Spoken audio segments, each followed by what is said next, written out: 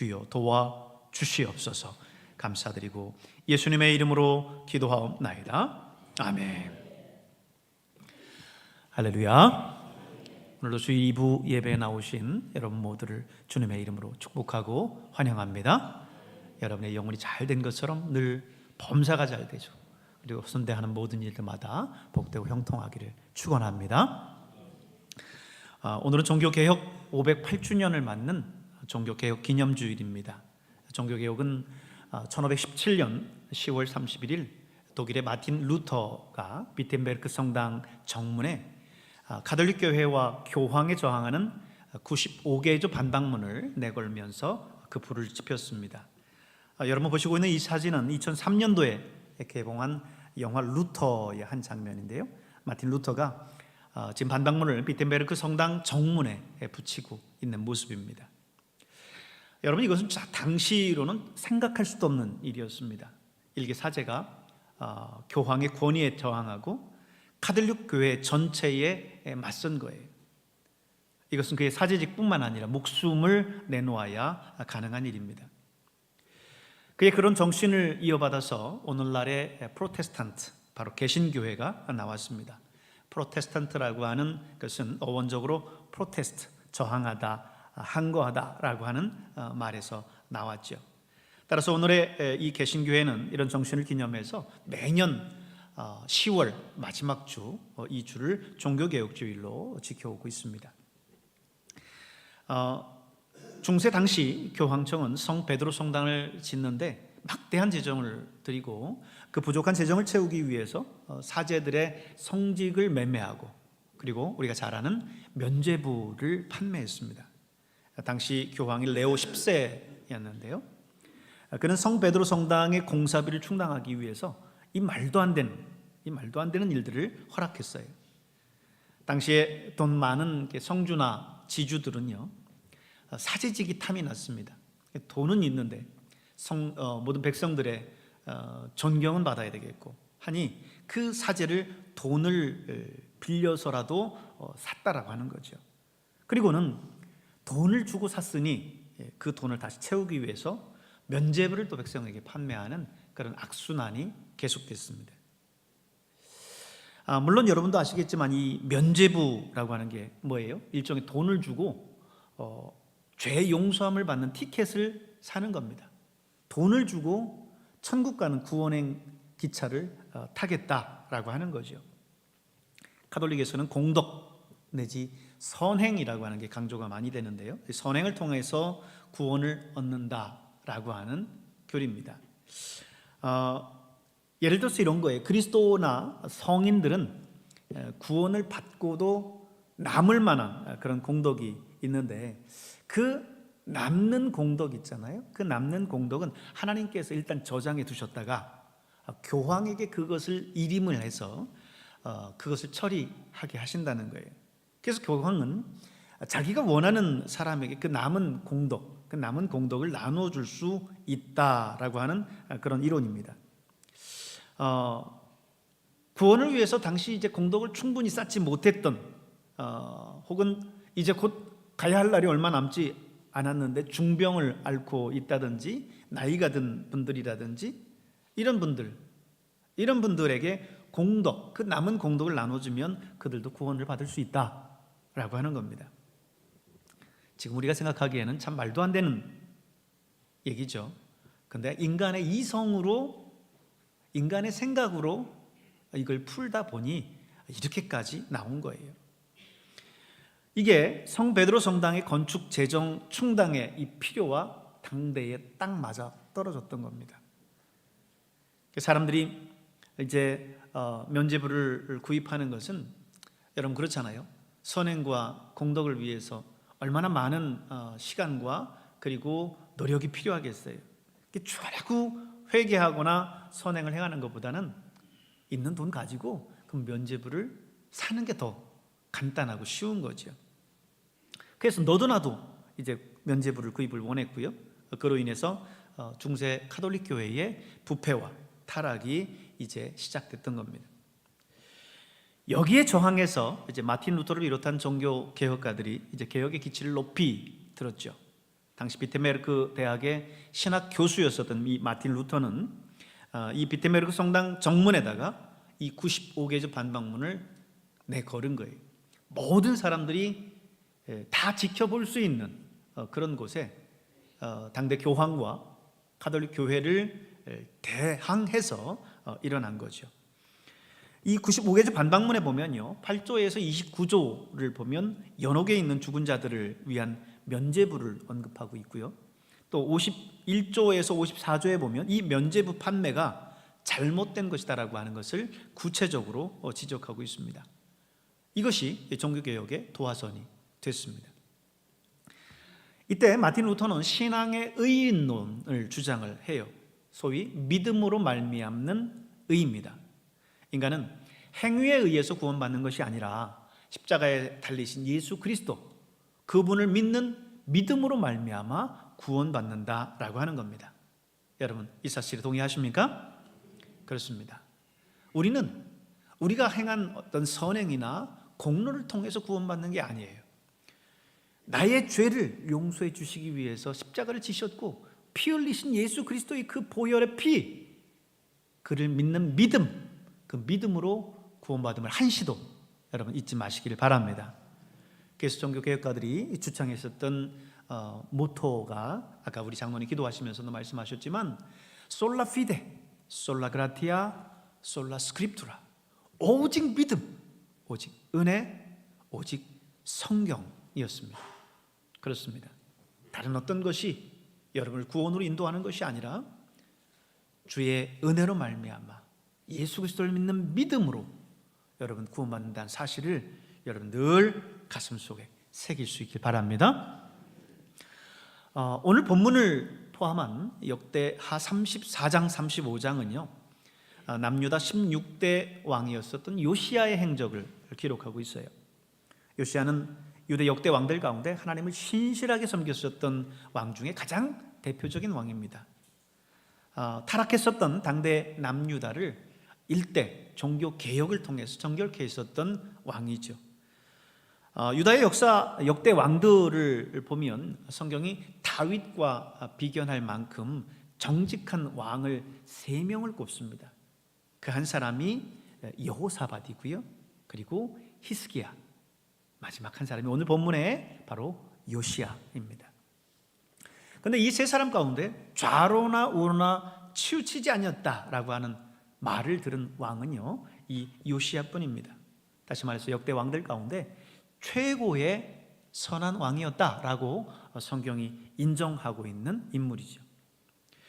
이 요시야가 왕위에 오른 게 언제였느냐면요 그의 나이 8세 때였습니다. 1절을 한번 보세요. 1절을 보면 같이 읽겠습니다. 요시야가 왕위에 오를 때에 나이가 8세라 그랬어요. 야, 여러분 8세면 우리 나이로 초등학교 1학년 이제 막 입학한 겁니다. 그러니 여러분 얼마나 어려요. 그가 이 어린 나이에 왕위에 오르게 된 나름의 사연이 있습니다. 그 아버지 아몬이 이제 신하들의 반역에 의해서 죽임을 당합니다.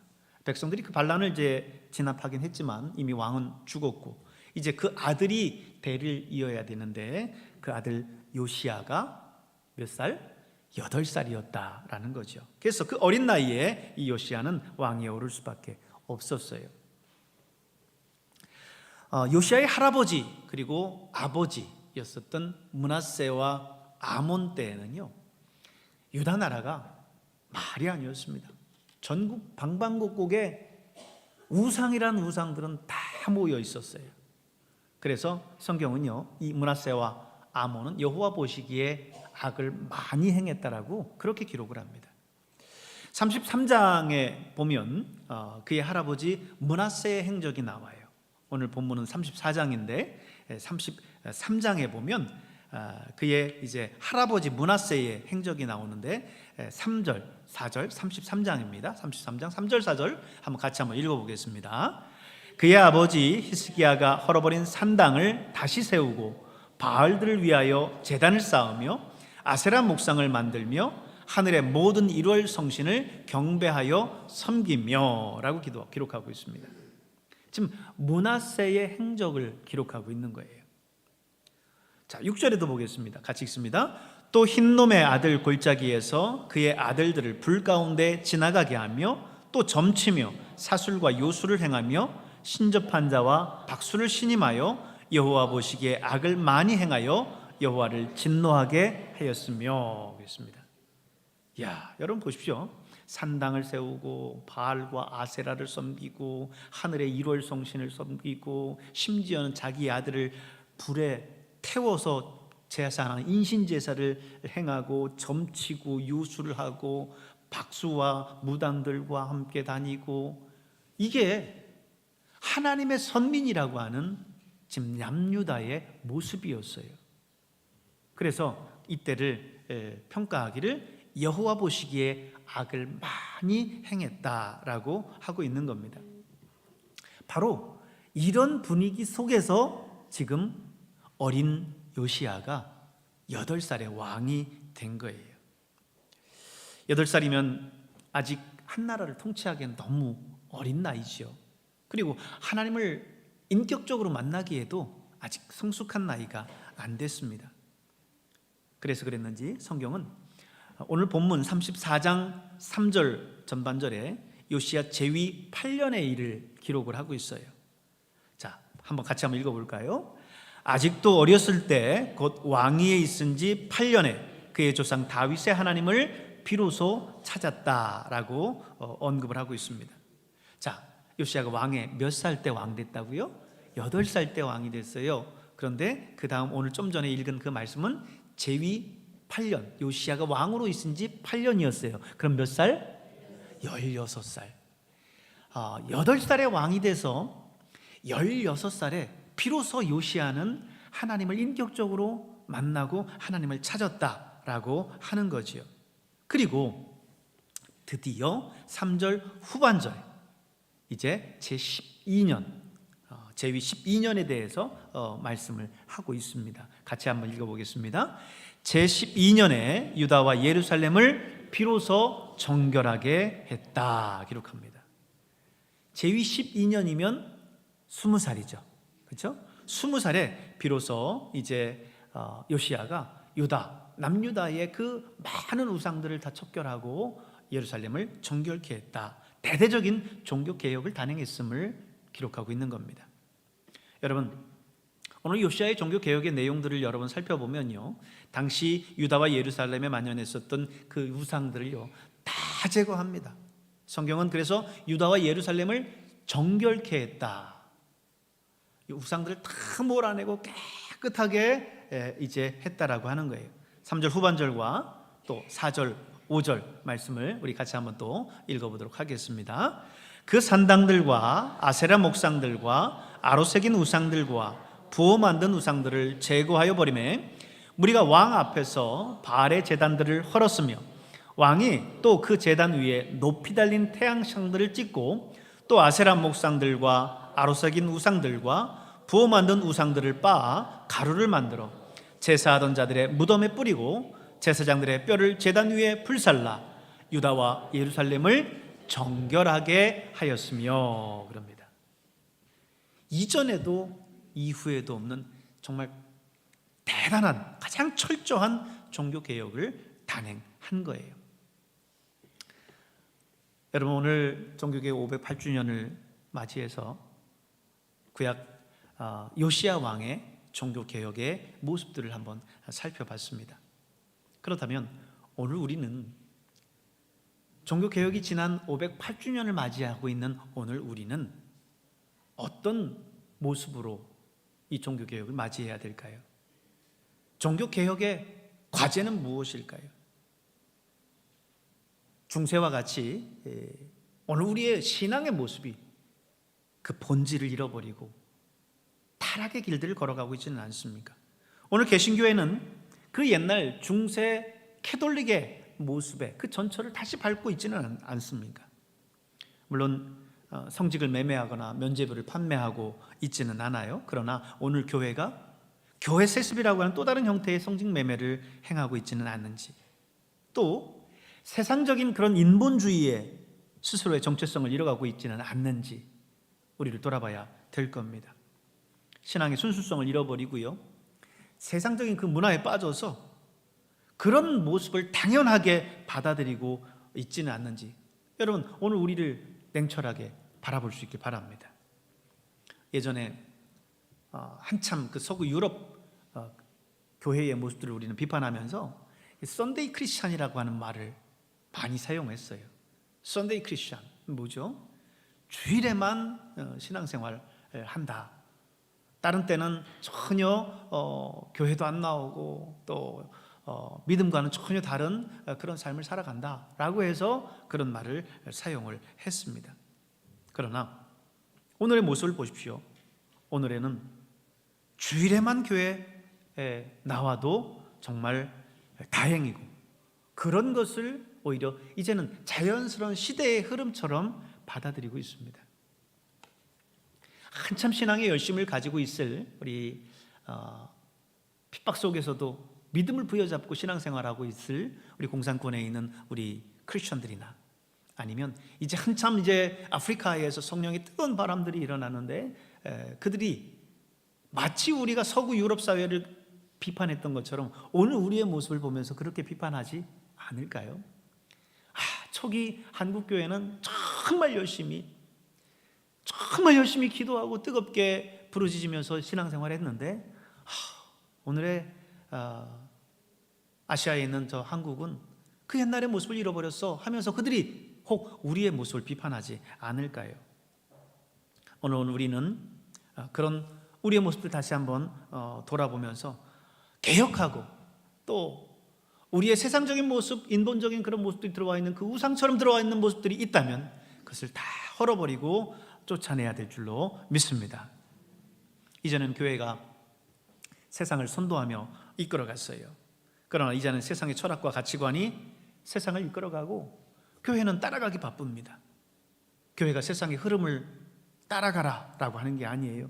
다만 세상에서 교회가 영향력을 잃고 있다라고 하는 것을 말씀드리는 겁니다. 그저 교회 안에서 우리만 즐거운 게 대수가 아니라 이제는 교회라고 하는 울타리를 넘어서 세상을 이 하나님 나라의 가치와 방법으로 이끌어 가야 할 책임이 오늘 저와 여러분에게 있다라고 하는 겁니다. 그럼에도 불구하고 우리가 그런 영향력들을 잃어가고 있는 안타까움의 말씀을 드립니다. 여러분 다 같이 우리 회개하고 일어날 수 있길 바랍니다. 기독교 초기의 그 신앙의 모습, 우리 한국교회에서도 역시 목숨을 내걸고 신앙생활했었던 그 신앙의 모습들을 다시 한번 회복할 수 있기를 바랍니다. 오늘 요시야가 우상의 모든 제단을 헐고 부수고 다 갈아엎었던 것처럼 오늘 우리 안에 있는 잘못된 것들, 세상적인 것들, 우리 안에 있는 세상적인 그 가치관과 신념들, 이런 것들을 다 쓸어내고 다시 세우는 저와 여러분들 될 수 있길 바랍니다. 종교개혁자들의 그 모토처럼 다시 믿음으로 돌아가고, 다시 은혜로 돌아가고, 다시 성경으로 돌아갈 수 있기를 바랍니다. 오늘날 우리는 인본주의라고 하는 이 세상 가치에 빠져서 매료돼서 살아가고 있습니다. 영어로 하면 휴머니즘이죠. 딱 그 얘기를 들으면 굉장히 고상한 언어처럼 들리지 않습니까? 그러나 여러분, 이 인본주의라고 하는 것은요, 신본주의를 떠난 인본주의는 그저 우상일 뿐이고 그저 보기에 좋아 보이는 선악과일 뿐입니다. 하나님이 중심이 되고 신앙이 우선시되고 믿음이 우선시되어야 이 인본주의는 참다운 인본주의가 될 수 있는 것입니다. 여러분, 인본주의의 극치, 인본주의의 마지막이 무엇이 될까 생각해 보셨습니까? 그동안의 역사를 보면요, 인간의 문명이 발달하고 인간의 가치가 이렇게 높아지잖아요. 그러면 결국 그 인간은 죄를 도모합니다. 인간의 악의 바벨탑만을 쌓아가요. 최초의 아담과 하와를 보십시오. 하나님께서 완벽한 에덴의 모습을 갖춰 놓으시고 아담과 하와에게 그 에덴을 줬습니다. 모든 필요한 것들을 다 얻을 수 있어요. 그런데 그 가운데에서 이제 그들이 추구한 게 뭐였습니까? 선악과를 따먹고 하나님처럼 되고자 하는 거였어요. 문명이 발달하고 또 이제 인간들이 모여서 이제 문화들을 이루면서 일들을 추구하는 걸 보니까 창세기 11장에서는 어떻게 합니까? 이제는 높은 탑을 쌓아서 하나님처럼 되겠다, 하나님처럼 높아지겠다 합니다. 이게 인간의 생각이에요. 그래서 인간이 생각하는 모든 계획이 항상 악할 뿐임을 하나님께서 보시고 노아 시대의 홍수로서 인간을 심판하지 않습니까? 요즘 세상을 보면 정말 과학 문명이 최고로 발달해 있어요. 정말 모든 것이 가능할 것 같은 그런 착각을 하게 합니다. 바벨탑 사건 이후 인간은 언어가 흩어졌죠. 그래서 서로 언어가 다르기 때문에 모든 인류가 같이 생각을 함께 공유하면서 무언가를 도모할 수 없었습니다. 그러나 요즘 시대에는요, 스마트폰 앱 하나면 이제 나라가 다르고 민족이 달라도 언어가 달라도 서로 의사소통하는데 어려움이 없습니다. 한국말로 하면 포르투갈어로 해주고 또 포르투갈어를 하면 한국어로 얘기를 해주고 해서 언어의 장벽이 이제는 무너졌어요. 인공지능이라고 하는 AI, Artificial Intelligence라고 하는 이 AI가 새로운 시대를 만들어가고 있습니다. 이 AI는요, 컴퓨터가 인간의 학습 능력, 추론 능력, 지각 능력을 가지고 스스로가 업무를 처리해 나가요. 그래서 인간 100명이 해야 될, 1000명이 해야 될 거를 AI 혼자 모든 것들을 다 더 빠르게, 더 정확하게 해 나갑니다. 영화 속에서나 등장하는 그런 모습들이 오늘 현실 세계 속에서 지금 이루어져 가고 있습니다.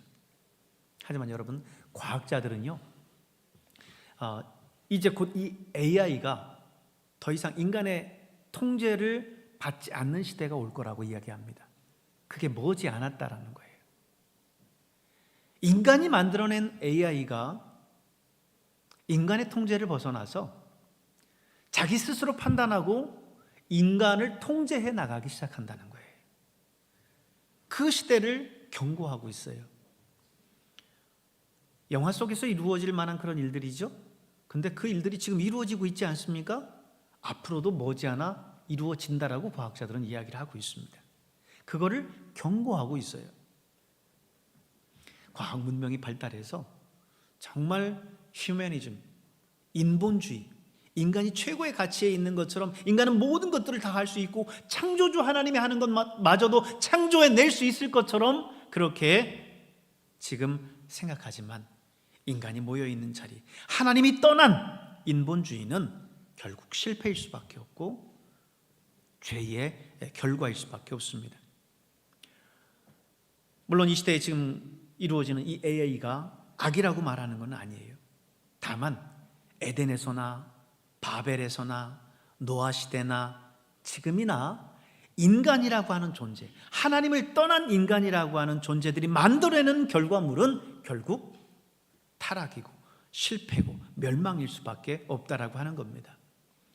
이 시대가 인본주의 시대이지만 우리는 외쳐야 돼요. 신본주의를 외쳐야 됩니다. 하나님 중심이라는 걸 외쳐야 됩니다.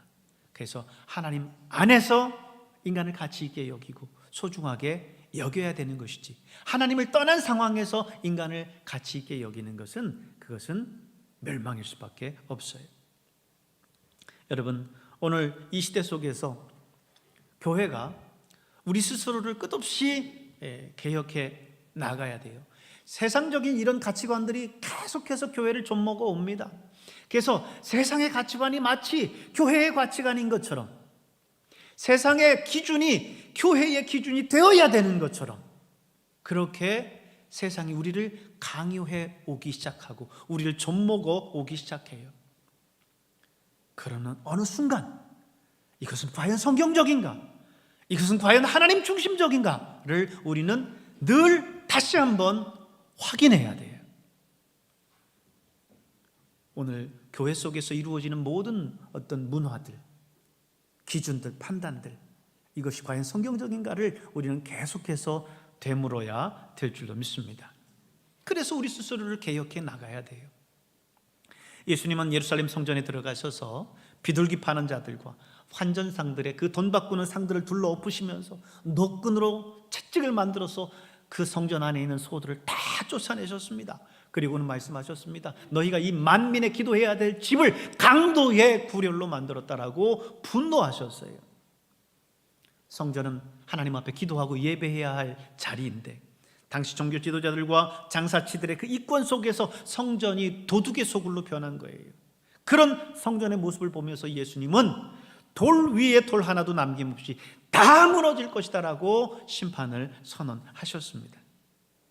여러분, 오늘 우리 안에 회복하고 다시 세워야 될 것들이 어떤 것이 있는지를 여러분 늘 바라볼 수 있길 바랍니다. 그러기 위해서는요, 용기가 필요해요. 결단이 필요합니다. 예수님이 성전 안에서 행했었던 그런 일들 때문에 결국 예수님은 십자가를 지셨어요. 십자가를 지시기 이전에 예수님은 겟세마네 동산에서 그 일을 놓고 고민하며 땀방울이 핏방울이 되기까지 기도하셨습니다. 마틴 루터 역시 이 95개조 반박문을 비테베르크 성당 정문에 내걸고 이제 이 가톨릭 교회와 대항해서 싸우면서 그는 결단해야 될 것들이 있었습니다. 왜냐하면 수많은 죽음의 위협이 그를 위협했기 때문에 그렇습니다. 나중에 이제 황제와 제후들이 이제 제국회의에 루터를 불러 세워서요, 그를 파직하고 그리고는 이제 지금까지 너가 주장했었던 모든 것들을 다 철회해라. 그러면 너의 모든 것들을 다시 복권시켜 주겠다. 이렇게 이야기합니다. 근데 마틴 루터는요, 어떻게 했을까요? 마틴 루터는요, 사람이었어요. 그렇기 때문에 마틴 루터도 그 순간에 고민했습니다. 그래서 생각할 말미를 달라고 하루를 청했어요. 그리고 난 후 그 다음 날 다시 로마 제국 황제인 카를 5세 앞에 서서 이렇게 고백했습니다. 우리 같이 한번 읽겠습니다. 나의 양심은 하나님 앞에 말씀에 의해 사로잡힌 바 되었습니다. 나는 철회할 수도 없고 철회하지도 않겠습니다. 왜냐하면 자신의 양심에 불복하는 것은 옳은 것도 안전한 것도 아니기 때문입니다. 하나님, 내가 여기 섰나이다. 나를 도우소서. 아멘. 여러분, 지금 사진 한 장을 제가 보여드릴 텐데요, 바로 저곳이 루터가 신문을 받았었던 보름스 옛 주교궁 자리입니다. 지금은 이곳이 공원이 돼서 종교개혁 500주년을 기념하는 루터의 신발 조형물을 저렇게 설치해 놨는데요, 종교개혁의 큰 발걸음이 시작된 곳이다 라고 하는 의미를 저곳에 담아놨습니다. 루터는 바로 저 자리에 서서 하나님, 내가 여기 섰나이다. 나를 도우소서 하고 외쳤습니다. 여러분, 마틴 루터가 저기에서 자기 죽음의 위협과 모든 어려움 속에서 결단해야 됐듯이 오늘 저와 여러분도 여러분의 삶의 자리에서 분명히 신앙적인 결단을 해야 될 순간이 있을 겁니다. 그때에 여러분, 오늘 이 마틴 루터처럼 하나님, 내가 여기 섰나이다. 나를 도우소서 기도하시면서 믿음의 결단을 하실 수 있길 바랍니다. 그래서 정말 주님 보실 때에 정말 아름다운 신앙의 발걸음이 여러분의 신앙의 발걸음 속에 나타날 수 있기를